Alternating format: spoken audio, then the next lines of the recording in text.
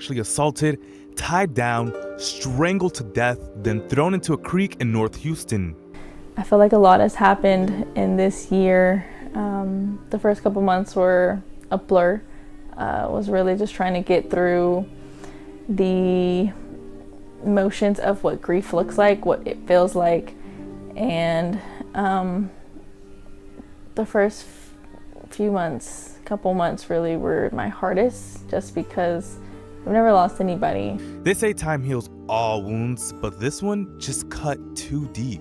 And while some days are better than others, Alexis never forgets her daughter and is fueled by her spirit to continue to fight for justice. She was my first loss, and it being my child, it kind of hit me differently, and anyone that would be expected to lose a child in that aspect and that way.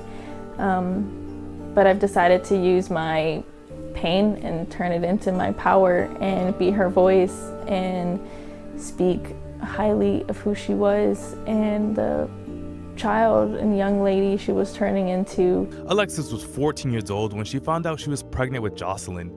Even though she was young, she was determined to fight for her unborn child. In a scrapbook that she never got to finish, she would write letters to her daughter. In one of the letters, she wrote how great her daughter would be and the impact she would have on the world.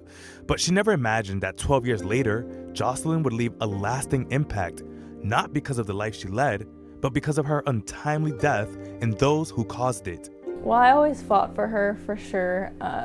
Being a teen mom wasn't something ideal. No one really wants to have that in the family. So I was really 14 when I was pregnant with her, and it was kind of hard on my family. I had to fight to keep her. You know, my mom would try to give me other options, you know, abortion or adoption. Alexis had just turned 15 and 2 days after Christmas, Jocelyn was born. She recalls how quickly she had to mature, missed out on parties, she focused on finishing school, having a greater sense of purpose in life, now that she had someone looking up to her. She was everything that you could think of as a good baby. She was very well behaved, very quiet, didn't give me a hard time, wasn't a big crier in the middle of the night. She, as a toddler, as a young little girl, before grade school, she was very self-sufficient. She was always fine with just playing with her Barbie dolls and her babies and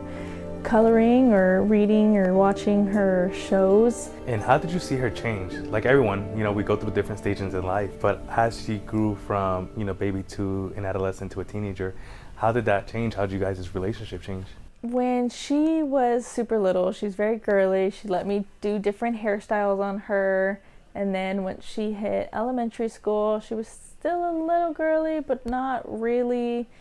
And she was still a kid overall, though. She still liked playing with her toys, still liked watching cartoons. And then when it was time for her to get older, probably right before she hit puberty, is when I started noticing a difference.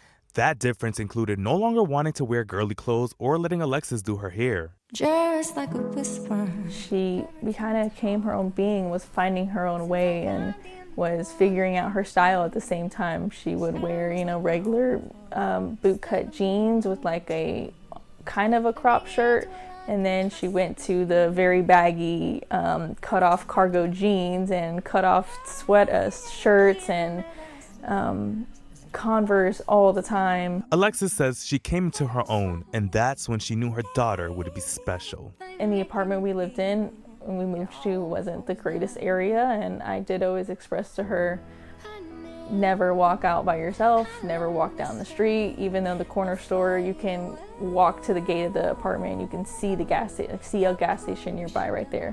Still don't go there, like it doesn't matter. Alexis was strict with Jocelyn because she wanted better for her. She didn't want her daughter to go through what she did. Alexis described Jocelyn as mischievous and a poker-faced liar. So when Alexis put her children to sleep, as both Jocelyn and her younger brother shared a room, she never imagined that the next morning, her daughter would turn up missing, and the reports of a dead body near her apartment complex would end up being Jocelyn. The strength is honestly through my faith, really.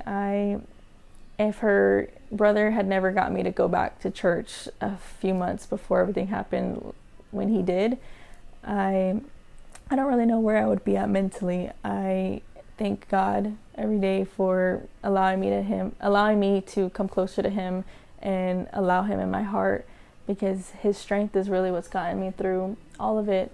A year later, Alexis has recreated her kid's bedroom in a storage unit. The room is identical to how it was.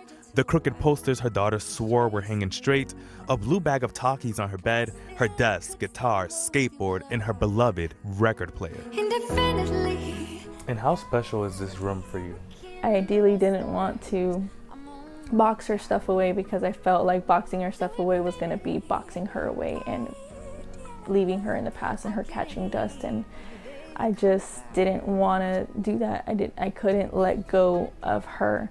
Her room was her safe space. Her room was her, and I just couldn't take it upon myself to leave her things in boxes. So I took pictures of every inch of her room, down to the bookshelf of the way she had her books labeled, to her little weird shrine she has on top of her bookshelf. Hi, Alexis. It's Donald Trump. Jocelyn's death made national headlines, even capturing the president's attention. Not only because of the disturbing nature, but also because 2 undocumented immigrants from Venezuela admittedly committed the crime. It didn't feel forced. I felt the empathy coming from him. I know he's a father himself, and he showed me that he cared. He showed me that she mattered, and he was even more apologetic, just knowing that her death was preventable. Her death should have never happened. She should have never encountered the 2 individuals that she encountered that night. And as Alexis and her family prepare for the capital murder trial of the 2 men, she's very clear about what she wants: justice and the death penalty. They get to sleep. They get to interact with people. They get to talk to their family. They get to be alive.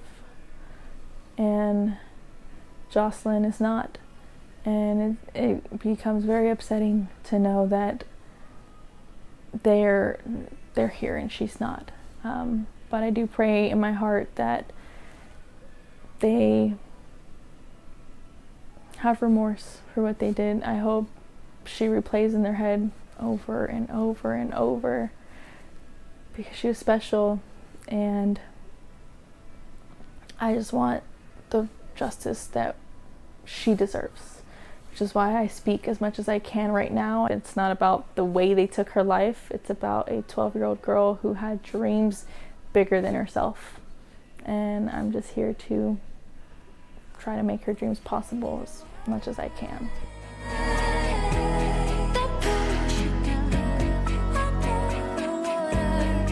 And you heard her there, Anthony. She said it. She's speaking out now because she can. Because once the trial starts, she's under a strict gag order and she will no longer be able to speak to media. And also it's about her ongoing fight for her daughter and raising, awareness as to what's going on, but also fighting for justice. You know, it really took my breath away was seeing her basically recreate Jocelyn's room in that storage unit. It gave me chills. I walked in and I was just like, wow. I mean, I grew close to the family because I covered it from day one. And, it gave me, that sense of like, wow, like. It's powerful. It's powerful. It was a powerful moment. All right, Jonathan, thank you so much for your coverage on that. We'll get back to Jonathan here in just a second. But one of the people that was lock and step with the Nungaray family was April Aguirre, and her family has gone through their own tragedy here. But she got a chance to sit down with our Greg Grugan, our political reporter here, to give us some more insight into the fight for Jocelyn. April Aguirre, you've been at the tip of the spear in terms of leading the crusade for bond reform. You have heard many sad stories. You have witnessed tragedies, even your own families. But how did the murder of Jocelyn Nungaray change the landscape in this argument? You know, at the time when Jocelyn Nungaray was killed last summer, when we got that phone call, there was a child found in the bayou, tragically deceased and also beaten, bruised. We could not fathom the evil that had occurred that night. And the whole city of Houston came together because it's never going to be normal to have our children raped, tortured, and murdered. Jocelyn Nungaray's tragedy changed our landscape on a national level because none of us want that to be our child. She was not safe walking a mile from her home to a corner store.